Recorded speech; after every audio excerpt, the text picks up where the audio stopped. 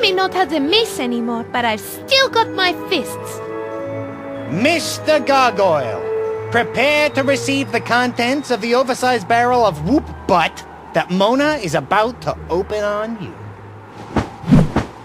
I'll not lower myself to engage in fisticuffs with an undead hussy or a tick-infested rat. Tick? Where? I thought I ate them all this morning. How dare you? I am no hussy. Your proportions say otherwise.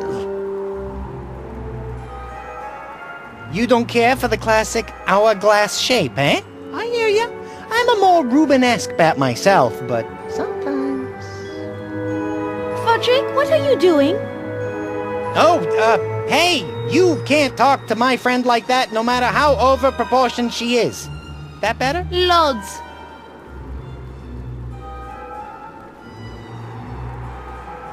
Please, I feel as though we've started off on the wrong foot, or in your case, perhaps the wrong claw.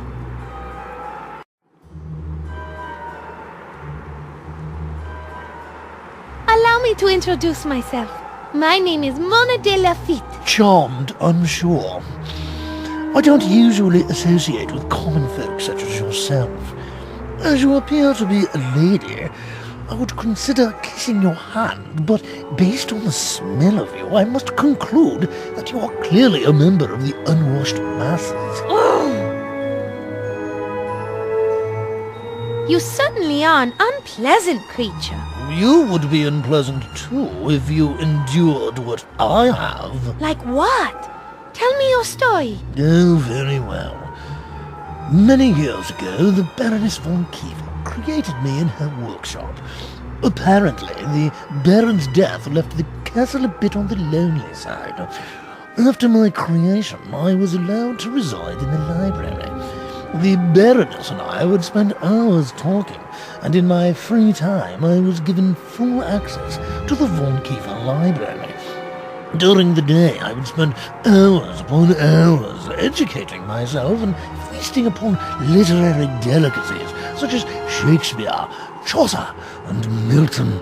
A most enjoyable experience, I assure you.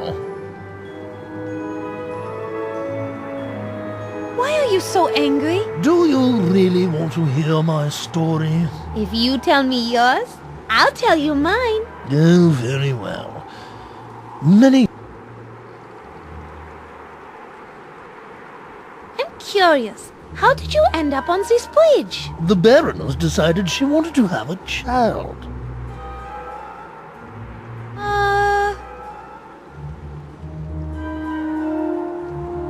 A child? Who was the father? You? No. I assure you no child of mine would turn out like Shroudy. And if it did, I would have thrown him into the lake. That would seriously impact your chances of getting one of those world's greatest dad coffee mugs. No, truth be told, I don't know who Shroudy's father is. All I know is that the Baroness disappeared into her workshop. There were some strange sounds, then the crying of a child. I can't imagine what went on down there. Your guess is as good as mine on the origin of that hellion.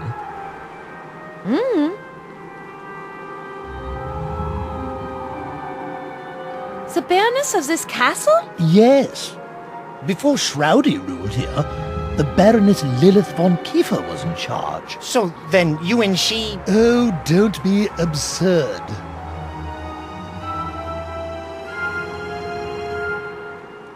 Stop right there. I don't want to know. Oh, don't be absurd. Good. I didn't want that image in my head. You don't seem to like Shroudy. Oh, God, no. Not at all. After he was born, my days of living quietly in the library were over. He thought I was his play toy and pestered me constantly.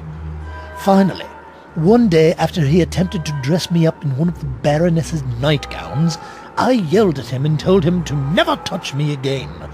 He ran off crying to the Baroness, and that's all it took. I've been on this bridge ever since. If you hated Shroudy so much, why didn't you leave after the Baroness disappeared? you of all people should know. Like you, I'm magically bound to this castle. I can't just simply fly away. As punishment for yelling at her son, I'm doomed to be stuck out in the cold, forever holding this key in my mouth.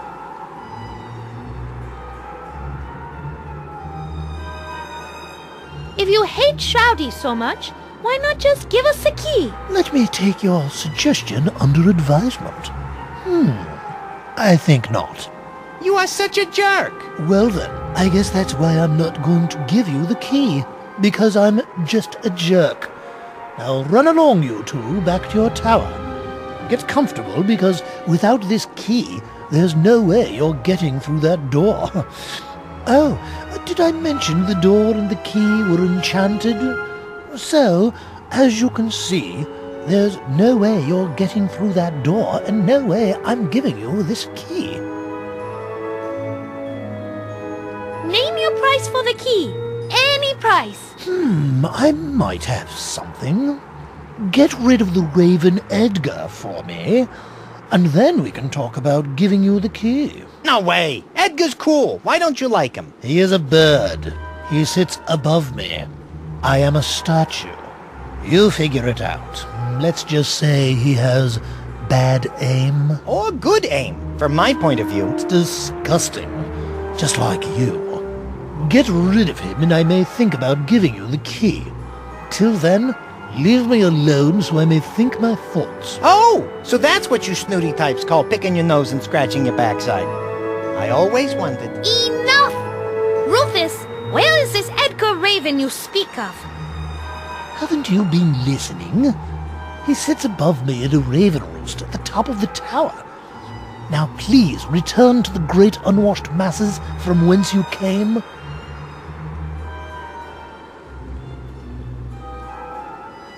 Do you actually like sitting on this bridge and being Shroudy's servant?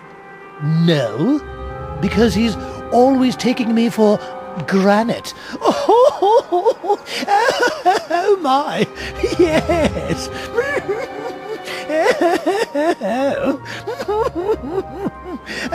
Oh my, yes. That joke is old enough to collect a pension. What is your name? Kid Kooky, master of all comedy? I'll have you know that I have read 32 books on comedy, and have been told I can be fresh, funny, and cutting edge. I see. So you just choose not to be. Exactly. And to answer your query, seriously this time? Yes, stay serious, please. It's not a matter of liking what I do. It is a matter of duty. We enchanted gargoyles take pride in doing our duties and doing them well. Unlike your joke-telling. You are extremely lucky I am bound to this bridge, or you would be severely punished. Your jokes are punishment enough.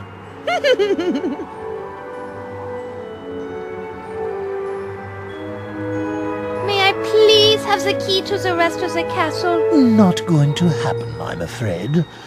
I take my job very seriously, unlike you. I don't have a job. What job are you talking about? Looking pretty, smelling nice, not speaking till spoken to. I wouldn't expect a raise if I were you. Hey, anyone ever teach you it isn't polite to speak ill of the dead, you rotten son of... Ixnay on the Ottenlay. We still need to get the key, remember? Is there anything we could do to help persuade you to give us the door key?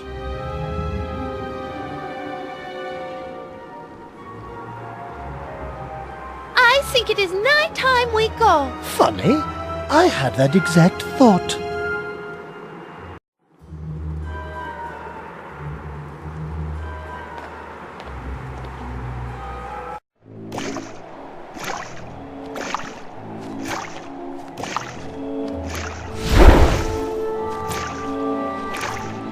Frederick, it looks like he's awake now. Awake, maybe, but he's not looking too good.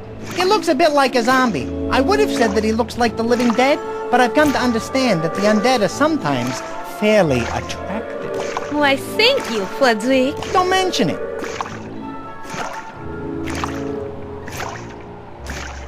Excuse me, Mr. Raven? Might I have a quick word with you? Yeah, sure.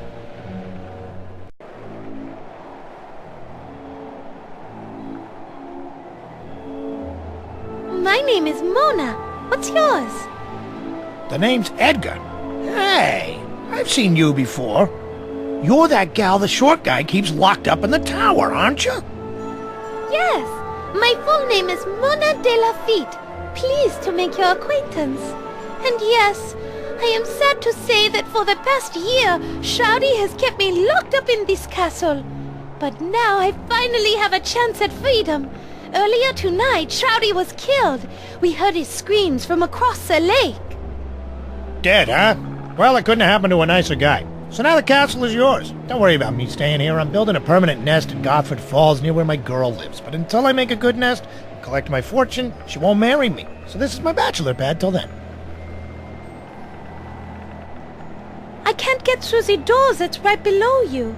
Rufus, one of the gargoyles, has the key, but he won't give it to us. Well, I'd like to help you, but I don't know too much about those gargoyles. All I know is that every time I do my business, I hear one of them yelling up at me from below. Oh! Well, I'm a bird. I do bird stuff. But they haven't had much to complain about lately. I'm a bit backed up, if you know what I mean. Maybe. Yeah, the carrion pickings are always pretty slim in the winter. But come spring, it'll be a veritable feast of dried out carrion. That'll get the old pipes flowing. Good to know, I guess. How do you like living in Castle Varg? It's all right. I can do what I want, hang out with my buds, party, drink. No one bothers me. But I feel out of touch sometimes way out here.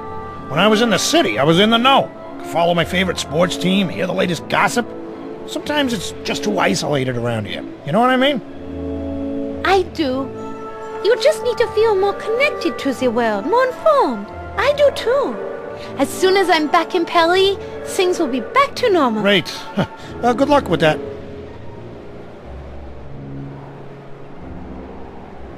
Do you know of another way into this part of the castle? Nah. This place is sealed up tighter than... Well, it's sealed up tight. Just before you got here, that short fellow went around installing bars and locks and boarded up almost every window and door to this part of the castle. I guess Shroudy didn't want someone, probably you, to get in for some reason.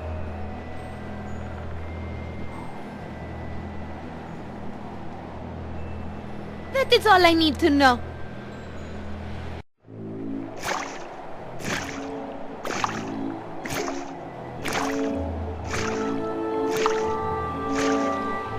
The clothesline has Edgar's clothes on it, held up by clothespins. It's one of Edgar's clothespins.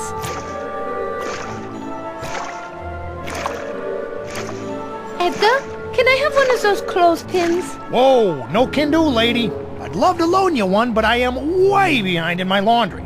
My clothes are smelling so bad they're even offending me, and that's saying something. It is. It really is. So I'm going to have to use my line, washer, and clothespins until I'm done. It's a doorway into Edgar's roost. Edgar, may I look around your roost? Go ahead, be my guest. Look all you want, but stay away from the green stuff in the corner to the left. Not sure what it is, or was, or is now, but I think it growled at me last night, but go on in. Oh no, that's okay. Thank you.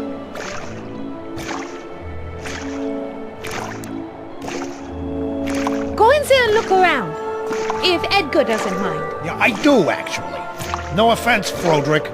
Last time we hung out, I had an allergic reaction to all the bat hair left on my couch. I had the runs like you wouldn't believe. Almost make the lake run white, if you know what I'm saying. A full-on nuclear colon blow. Whoa, whoa there, Tex. I get the picture too well. I'll stay clear of your abode.